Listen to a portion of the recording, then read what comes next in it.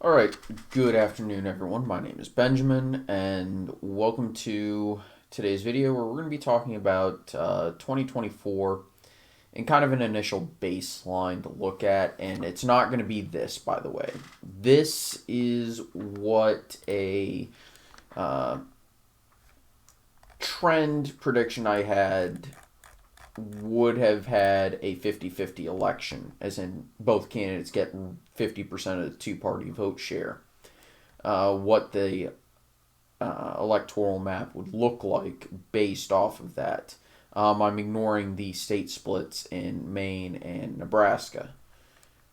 And this was based off of the overall trends in the nation or the overall trends in each state, which is the most useful data I can do.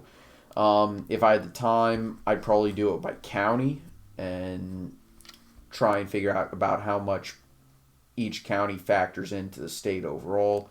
Some states it would be a nightmare to do it like that. For example, Virginia with independent cities, Texas with the insane number of counties it has, and some of these Midwestern states that have a lot of counties anyway. As you can see, some of these were actually pretty close. Some of them were far off in 2020.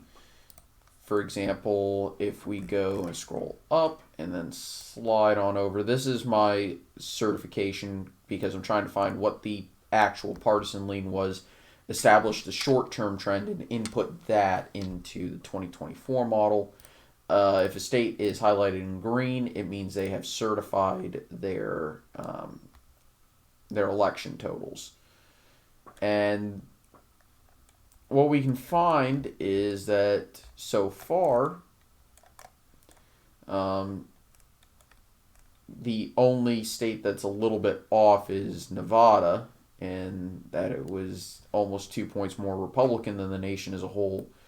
Despite, if we go to this one, scroll on down, find Nevada, I expected it to be, well, a point and a quarter more Democrat than the nation as a whole. And there's a few other wacky things, but it's kind of interesting that my model actually expected, say, let's look at New Jersey right here, 11.97 more Democrat. That's extremely close. And with New York putting in more votes, I might actually hit New Jersey spot on. And this is based on the long-term trends. And I established a long-term trend myself rather than trust other numbers because I had my own way of doing it. Now we can also look at New York, which I guarantee you I'm going to get way off. I've highlighted 12.22. If we scroll and find New York, for example, yeah, it's 8 points more Republican than I would have expected. And a swing of almost 10 points more Republican. Yeah. That was extremely well done on my part. I think part of it was that this election was a little bit weird, for sure.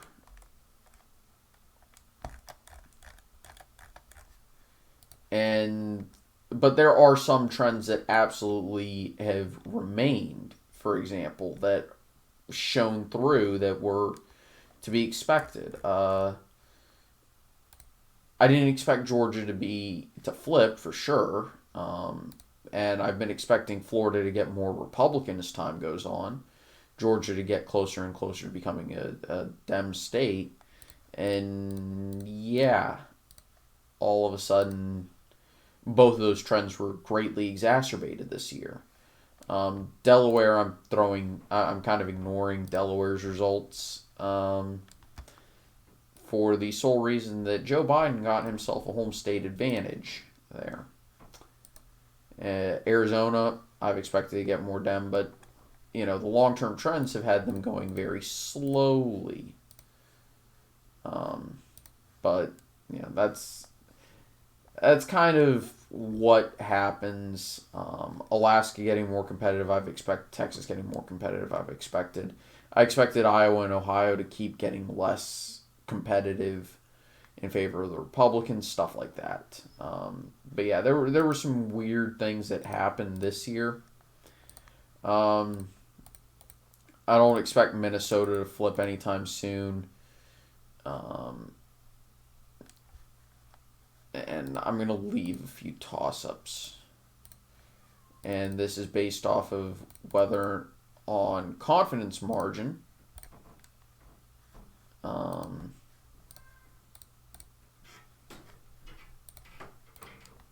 I don't normally leave toss-ups, but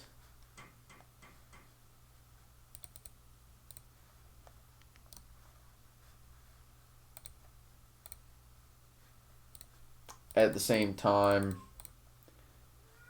I feel this early it is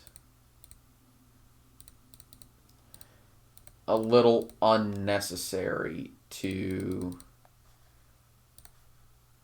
not have toss-ups.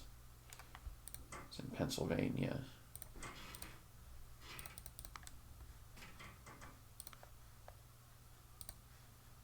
Because at the end of the day,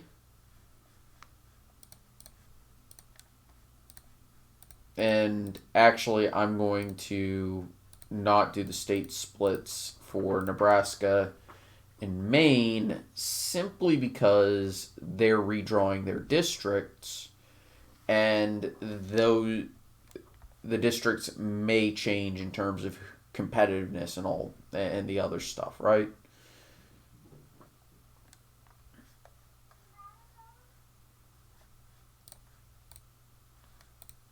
And Illinois also had a weird trend. If we go to Illinois, yeah, Illinois swung fairly heavily. Well, actually, not heavily, but it swung towards the Republicans, which is interesting. Despite the fact that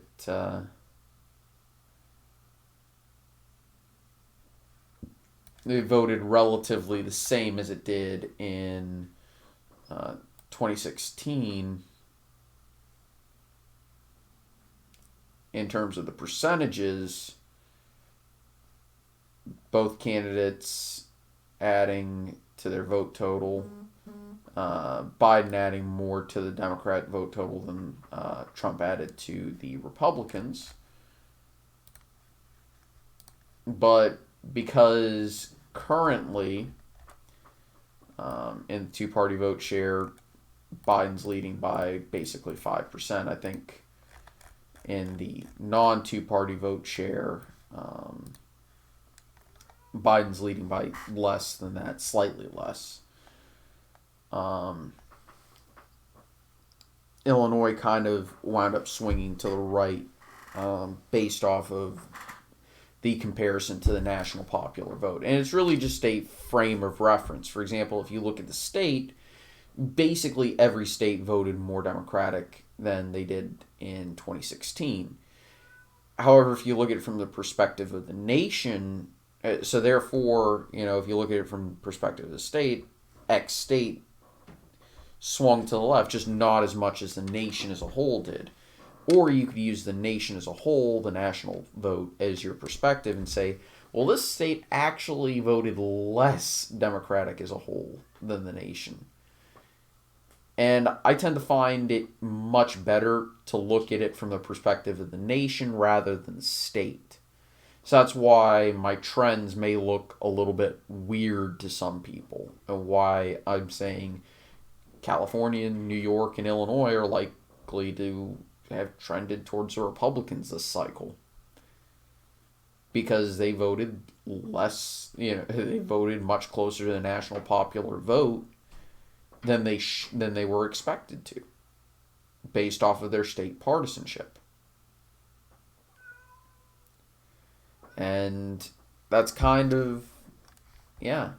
But this would be my initial prediction, my initial gut prediction for 2024. It should be a very competitive election, and I think I think the Republicans can win it. Biden should be the favorite, and I would say, yeah, he probably is the favorite. But at the same time, it'll be interesting to see what happens, who wins a Republican nomination, where they're from, that sort of thing. See, and the other thing is, pretty soon, these states are going to be kind of in the lean, in the tilt Republican category. Now, to be fair, that also, I'm not going to forget that, yeah, North Carolina, Georgia, Arizona, and Nevada are probably all going to be into tilt Democratic column. And Texas may become one of the most important states in the country in terms of presidential elections. Anyway, I'm going to go ahead and end it here. If you're new to the channel, likes, comments, subscriptions, they always do help, and I greatly appreciate them. Hope you all have a very nice evening. I'll see you all next time. Take it easy. Bye-bye.